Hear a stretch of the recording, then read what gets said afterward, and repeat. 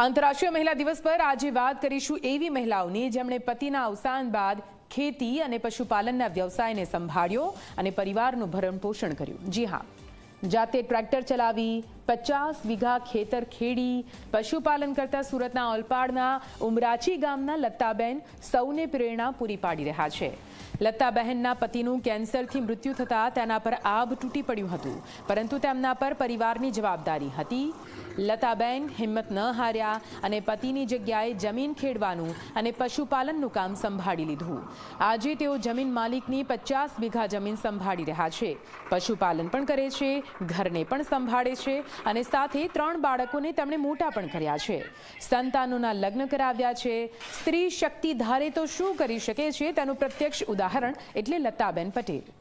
તળપદા કોળી સમાજમાંથી આવતા લલિતાબેન આજે અનેક મહિલાઓ માટે પ્રેરણા સ્ત્રોત બની રહ્યા છે। ગામના લોકો પણ લતાબેનની હિંમતને બિરદાવી રહ્યા છે। ટ્રેક્ટર તો મારા ઘરવાળાથી શીખેલી હતી, થોડું ધ્યાન આપતી જઈને થોડું ટ્રેક્ટરમાં ચલાવવાનું શીખી લીધું। શું થયું હતું ઘરવાળાને? ઘરવાળાને કેન્સર હતું, બાળકો નાના હતા, ખાસા નાના હતા, છોકરો થોડો નાનો હતો, છોકરીનું ભણતર ચાલુ હતું, એટલે થોડું થોડું ખેતીઓનું સંભાળતા જઈને છોકરાને ભણાવતા જઈને આટલું થોડું ખેતીનું કર્યું। એમના પતિનું જ્યારે મૃત્યુ થયું ત્યારે એમના બાળકો નાના નાના હતા। તે ટાઈમે એમને કદાચ ઘરની બહાર નીકળવું કે છોકરાઓ કેવી રીતે મોટા કરવા, કોઈનો સપોર્ટ નહીં, શું કરવું એમાં ને એમાં એમનો ટાઈમ જતો રહ્યો। પછી એમણે જે એમને ઘરે ખેતી કરે છે એમણે એને એ કહ્યું કે ભાઈ હવે ખેતી કર તું આવું ને। પછી એમને ટ્રેક્ટર પણ ચલાવતા એમના હસબન્ડે એટલું કામ કરેલું કે ટ્રેક્ટર ચલાવતા શીખવેલું, એટલે ટ્રેક્ટર ચલાવીને ખેતી કરીને છોકરાઓ મોટા કર્યા। આજે તો છોકરાઓ એના મોટા થઈને મેરેજ પણ થઈ ગયા ને સેટ થઈ ગયા, પણ તે ટાઈમે એ બેને હિંમત રાખી એ અમારા ગામ માટે પણ ગૌરવની વાત છે। એ ઓચિંતું આ વસ્તુ બન્યું અને એમને 2 છોકરી 1 છોકરો નાના નાના હતા, તો ત્યારે એ બધા નિરાશ થઈ ગયા।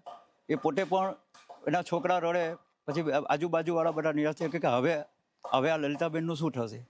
પછી એમના શેઠ આવ્યા, દીપેશભાઈ આવ્યા, એમણે કીધું કે હવે મારી જમીન કોણ કરાવશે, એ પણ પોતે ચિંતામાં પડી ગયા।